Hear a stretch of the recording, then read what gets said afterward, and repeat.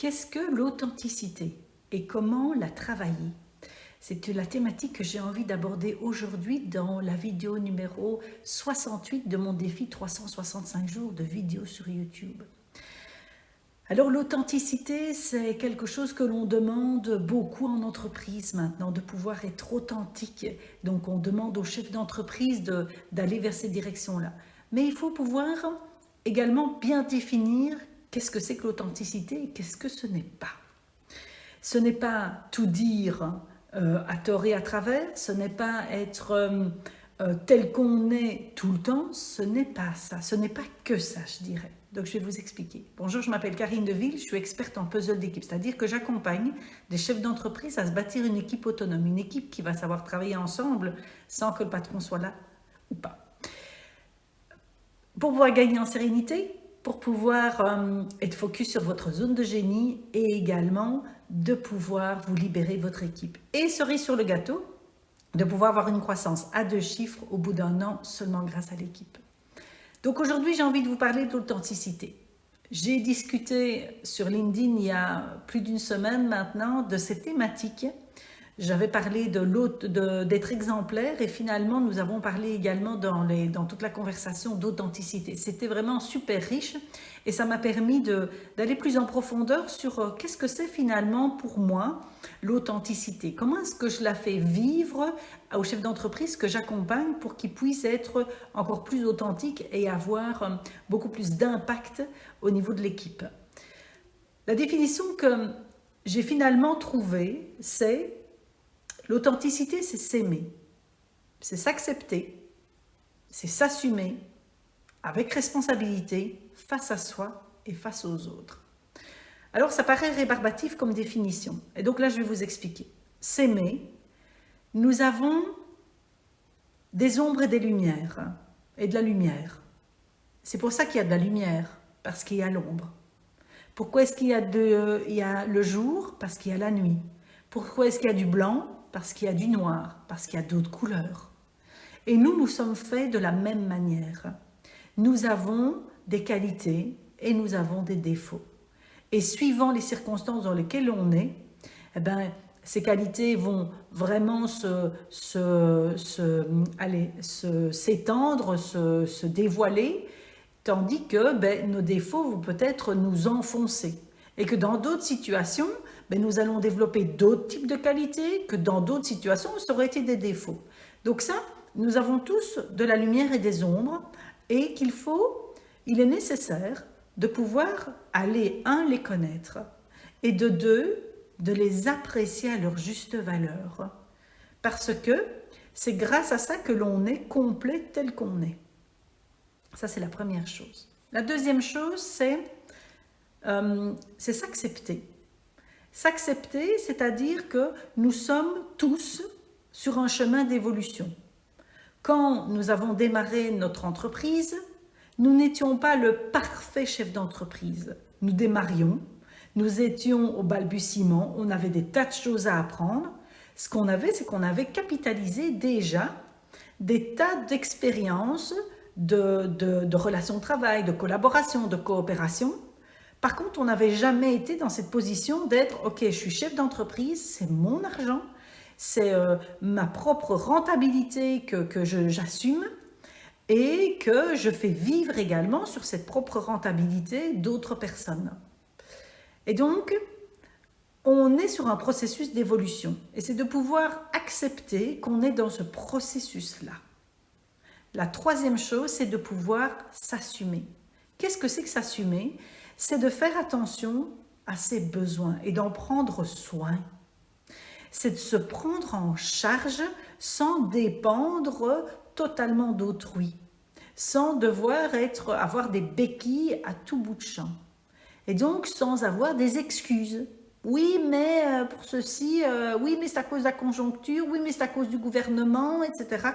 C'est de s'assumer, et ici, donc, c'est assumer en tant que tel, mais dans l'authenticité, c'est de pouvoir s'assumer en disant, oui, je sais, ces choses-là, je ne l'ai pas bien faites.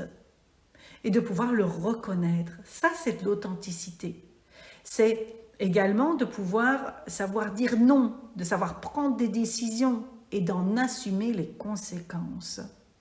Et donc au plus je vais aimer la personne que je suis à l'heure actuelle, et au plus je vais me connaître dans ses qualités, dans ses défauts, et que je vais à chaque fois me faire du feedback au fur et à mesure, et que je vais pouvoir me dire, ok, je vais là-dessus, je sais que j'ai envie de m'améliorer.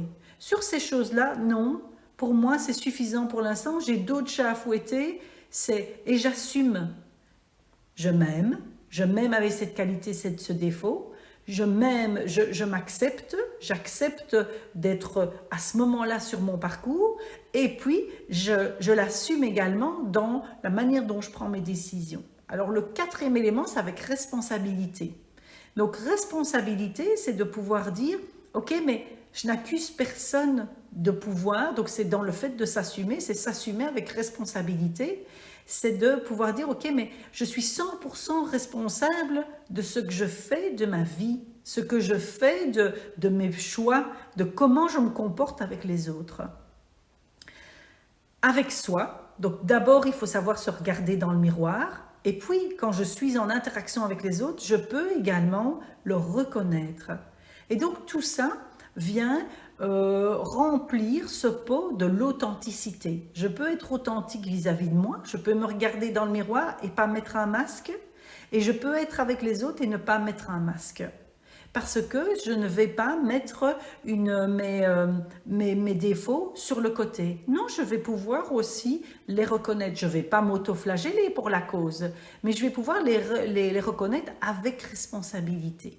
Alors, qu'est-ce que ça veut dire justement en entreprise? Ça veut dire, si je résume, ça veut dire apprendre à se connaître dans ses ombres, dans ses lumières, de pouvoir dire tout haut finalement les choix que l'on fait, et de pouvoir justement les assumer, et de pouvoir également reconnaître sur le fait que il y a certaines décisions, oui c'est vrai, j'aurais pu me faire, à ce moment-là c'est la meilleure décision que j'ai prise. Et à chaque fois vous prenez toujours la meilleure décision par rapport à l'état de conscience que vous avez à ce moment-là.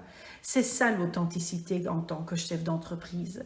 Ce sont ces trois éléments-là, et de pouvoir être finalement dans le fait de montrer la voie aux autres de ce que c'est que de vivre pleinement, d'être pleinement soi au jour le jour. Alors je ne dis pas que vous devez le faire tous les jours, mais en tous les cas, ça doit être quelque chose sur lequel vous devez revenir régulièrement. Est-ce que je suis dans ma pleine authenticité, ou est-ce que je suis en train de mettre des masques pour pouvoir cacher, camoufler certaines choses parce que j'ai honte, parce que j'ai peur, parce que je suis en colère, et qu'est-ce que je peux mettre au devant de la scène?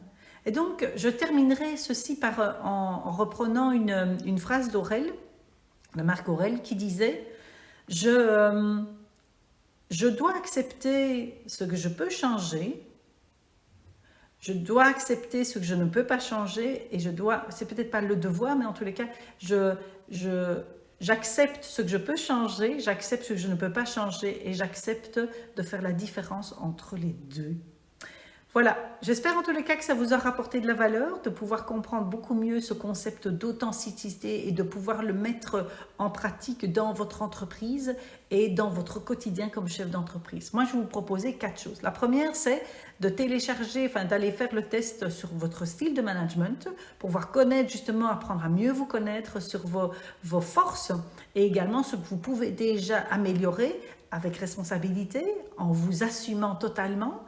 La deuxième chose, c'est de pouvoir vous abonner à cette chaîne YouTube pour pouvoir avoir d'autres conseils, parce que je suis dans un défi 365 jours.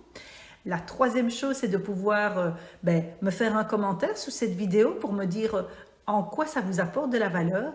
Et la dernière chose, c'est de pouvoir l'envoyer peut-être à quelqu'un.